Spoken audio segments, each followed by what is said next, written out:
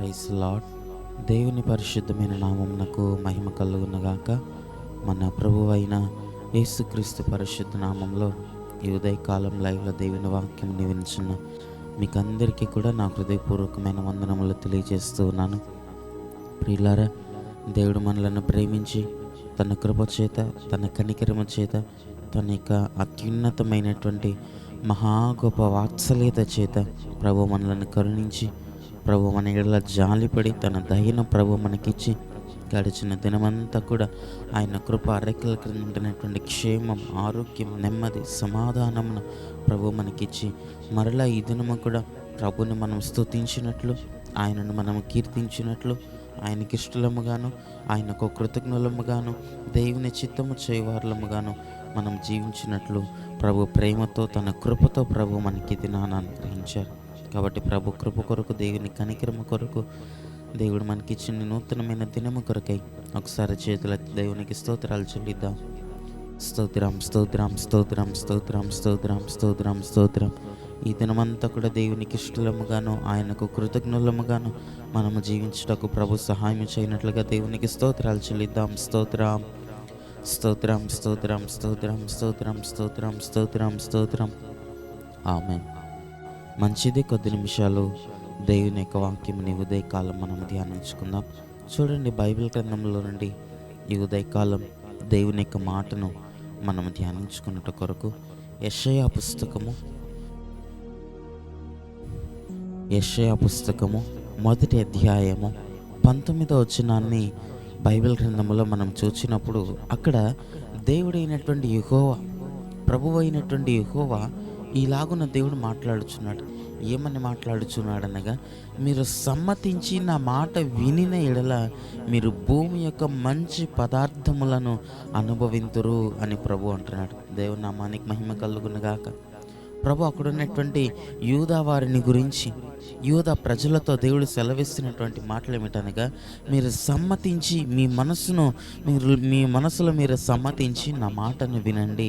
నా మాటను మీరు వినిన ఎడల ఈ భూమి యొక్క మంచి పదార్థములను మీరు అనుభవించినట్లుగా నేను మీకు కృప చూపిస్తాను అని ప్రభు వారితో అంటున్నాడు. దేవుని నామానికి మహిమ కలుగునుగాక. ప్రియులారా, ఈ చివరి దినాల్లో మన యొక్క ఆత్మీయ జీవితములలో కూడా మనము దేవుని మాట విన్నటువంటి వారముగా మనం ఉండాలి. దేవుని యొక్క మాటను వినేటువంటి వారముగా, దేవుని యొక్క మాటకు లోబడేటువంటి వారముగా మనం సమ్మతించి, హృదయంలో మనం సమ్మతించి ఆయన మాటకు మనం లోబడాలట. అప్పుడు దేవుడు మనలను కృపలో ఆయన మనలను నింపుతాడు. ఈ భూమి యొక్క మంచి పదార్థములను అనగా ఆత్మ సంబంధముగాను, శరీర సంబంధముగాను ఈ భూమి మీద మనకు అవసరమైనది అంతటిని కూడా ప్రభు మనకు అనుగ్రహించి మనల్ని ఆశీర్వదించేటువంటి దేవుడిగా మన దేవుడు కనబడుచున్నాడు. దేవుని నామానికి మహిమ కలుగునుగాక.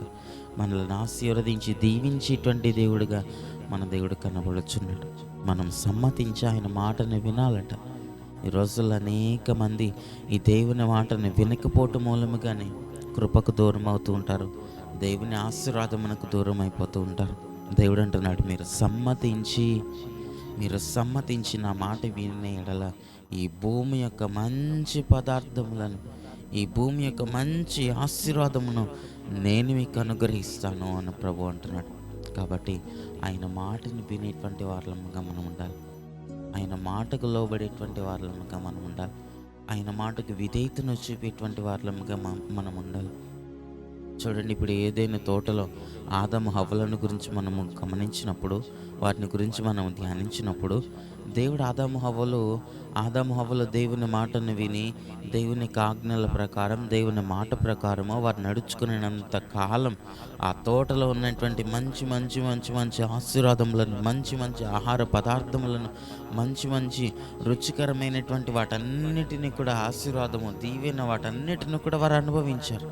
ఎప్పుడైతే దేవుని మాటను కాకుండా అపవాది యొక్క మాటకు వారు చెవియెక్కారో, ఎప్పుడైతే దేవుని మాటకు కాకుండా అపవాది మాటకు వారు లోబడ్డారో, ఎప్పుడైతే దేవునికి కాకుండా అపవాదికి వారు ప్రాముఖ్యతనిచ్చారో, వారు ఆ కృపంతటిని కూడా వారు కోల్పోయారు.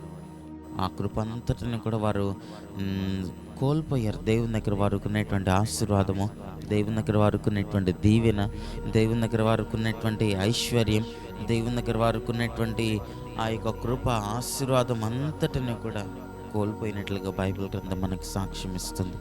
కనుకనే దేవుడు అంటున్నాడు, మీరు సమ్మతించి నా మాటను వినండి. మీరు నా మాటను వినినట్లయితే చాలు.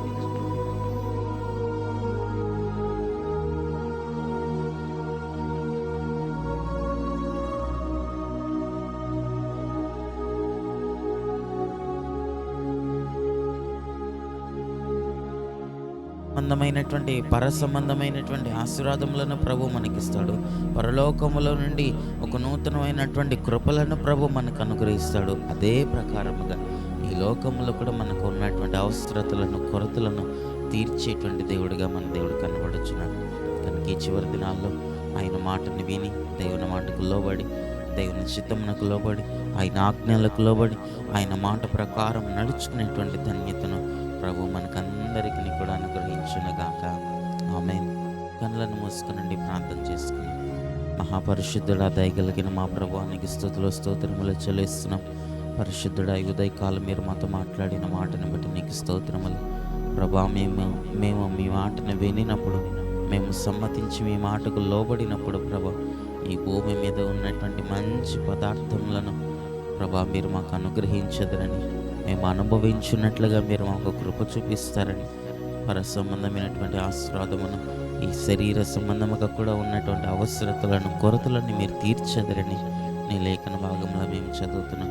అటు విధముగా ఈ వాక్యం విన్నటువంటి ప్రతి ఒక్కరిని మీరు ఆశీర్వదించి, దీవించి, నీ మాటకు లోబడేటువంటి వారులుగా, నీ మాటకు విధేయతను చూపేటువంటి వారులుగా మమ్మల్ని అందరినీ మార్చి ప్రభా, కృపలతో, ఆశీర్వాదములతో, దీవెనలతో మమ్మల్ని నింపి నాకులెత్తబడి గుంపుల మమ్మలను చేర్చమని, అటు సహాయముతో ఈ వాక్యం విన్న ప్రతి ఒక్కరిని మీరు దీవించి, వారి కుటుంబాలను ఆశీర్వదించి, కుటుంబంలో ఉంటున్నటువంటి కొరతలను, అవసరతలను తీర్చి, మీ చిత్త ప్రకారముగా మమ్మల్ని దీవించి, మీరు ఆకులెత్తబడి గుంపుల మమ్మల్ని చేర్చమని యేసయ్య నామములో ప్రార్థించి అట్టి కృపను పొందుకొని నామ తండ్రి, ఆమేన్.